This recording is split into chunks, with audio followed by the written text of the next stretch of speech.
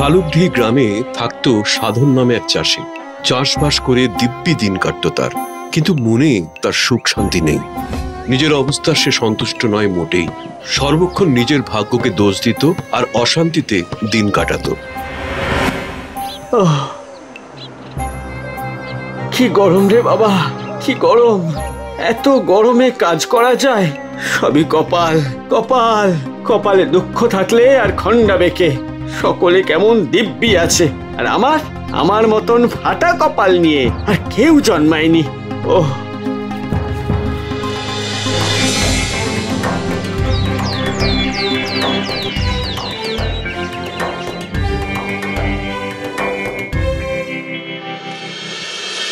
কি রে সাধন, বলি মাথায় হাত দিয়ে বসে আছিস যে? আজ খেতে গেলি না?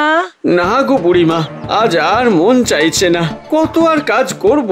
প্রায় দিনই দেখি বাবা, তুই এমন হা হুতোষ করিস। কিসে তোর এত দুঃখ বল দেখি? কি আর বলবো বুড়িমা, এই কষ্টের জীবন আমি আর বইতে পারছি না। সকলে কত সুন্দর আরামে জীবন কাটায়, এক আমি শুধু দিন ভোর খেটে মরি। তা মানুষ হয়ে যখন জন্মেছিস, না খাটলে খাবি কি? তা ঠিক বলেছো বুড়িমা। আমার ক্ষেতের ধারে যে জঙ্গলটা আছে, তার গাছগুলোকে দেখি আর ভাবি যে আমি যদি ওদের মতো গাছ হতে পারতাম, তবে কত না শান্তির জীবন হতো।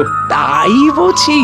তাই তো, কোনো ছোটাছুটি নেই, কাজ নেই, সারাটা দিন চুপটি করে দাঁড়িয়ে থাকো, হাওয়ায় দোল খাও, পাখিদের গান শোনো। তুই গাছ হতে চাস? হ্যাঁ, চাই তো। বেশ, তাহলে তুই আজ থেকে গাছ জন্মই পাবি।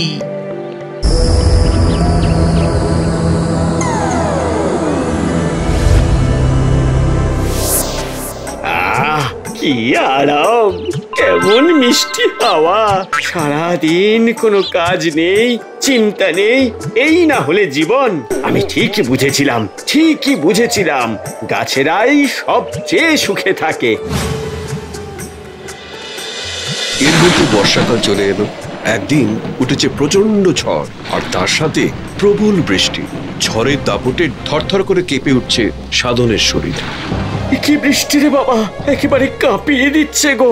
আর হাওয়া এমন দিচ্ছে যেন মাটি থেকে আমাকে উপড়ে ফেলবে একেবারে।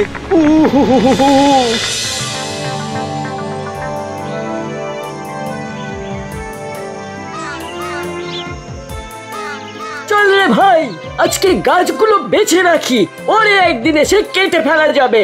বন্ধ বলিসনি, বর্ষা এখন গাছের গোড়া নরম আছে, সহজে উপড়ানো যাবে। চল চল, গাছের গায়ে গিয়ে দেখি।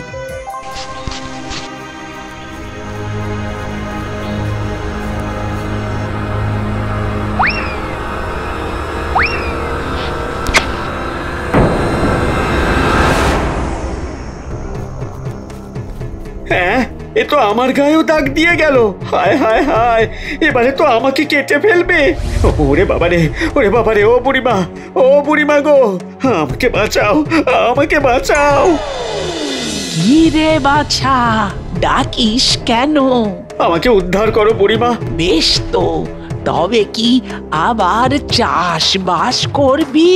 ও বাবা, না, তুমি বরং আমাকে পাথর বানিয়ে দাও। পাথর, পাহাড়ের মাথায় দিব্যি নিশ্চিন্তে শুয়ে থাকবো। ঝড় জল কাঠুরে কেউই কিছু করতে পারবে না। শান্তির জীবন। সেই যদি তোর ইচ্ছে, তবে তাই হোক। পাহাড়ের মাথায় পাথর হয়ে শান্তিতে থাক বাছা।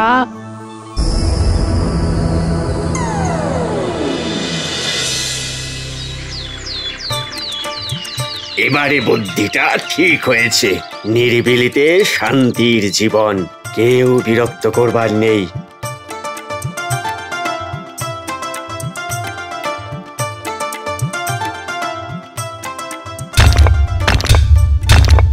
কিসের একটা আওয়াজ পাচ্ছি মনে হচ্ছে।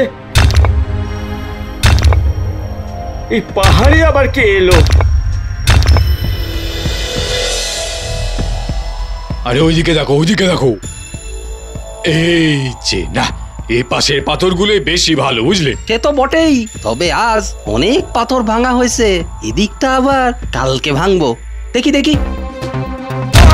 ওরে বাবারে, ওরে বাবারে, মারে কি ভয়ানক, কি ভয়ানক, প্রাণটা যে বেরিয়ে যাবে। ওরে বাবারে। হ্যাঁ, পাথরটা তো ভালোই। ভালোই। চলো চলো চলো এখন। এখন চলো। ও বুড়িমা গো, তুমি কোথায় গো? আমাকে বাঁচাও, আমাকে বাঁচাও। কি রে, আবার কি হলো? বলি চেঁচাচ্ছিস কেন? ও বুড়িমা গো, আজ পাথর ভাঙতে পাথরেরা এসেছিল। ও ও যা একবার বাড়ি মারলো না, আমার চাঁদি ফাটিয়ে দিয়েছে প্রায়। কালকে কালকে মেরেই ফেলবে। তুমি আমাকে বাঁচাও বুড়িমা, তুমি আমাকে বাঁচাও। বেশ বেশ, তোকে তাহলে আবার মানুষ করে দি। না না না না, সে তো আবার অশান্তি। তুমি এবারে আমাকে আকাশে চাঁদ করে দাও, সেখানে তো কেউ পৌঁছতেই পারবে না, তা সে কাঠুরেই হোক আর পাথরেই হোক। খুব ভালো করে ভেবে বলছিস তো। বারে বারে তোর আবদার আমি মেটাবো না কিন্তু। হ্যাঁ গো বুড়িমা, সবার মাথার উপর নিশ্চিন্তে ভেসে থাকবো। ঠিক আছে, তবে তাই হবে।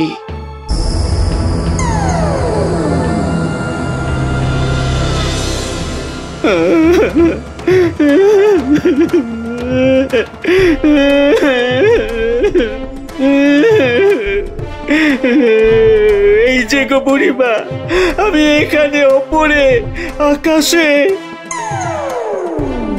ও মা সাধন যে, বলি খামোখা কেঁদে ভাসাচ্ছিস কেন রে?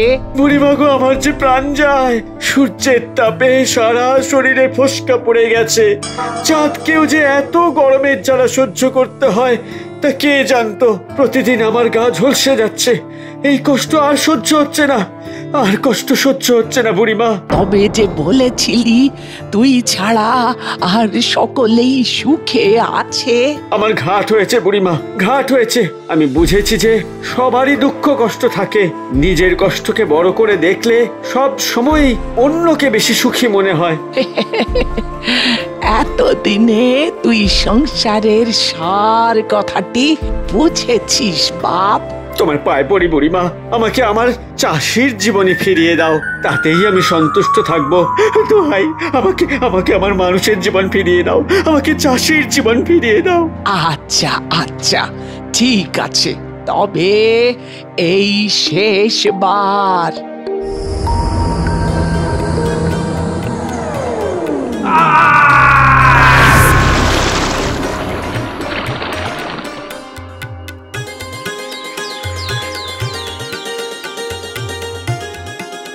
এরপর থেকে সাধন চাষবাসে বেশি করে মন দেওয়া শুরু করলো।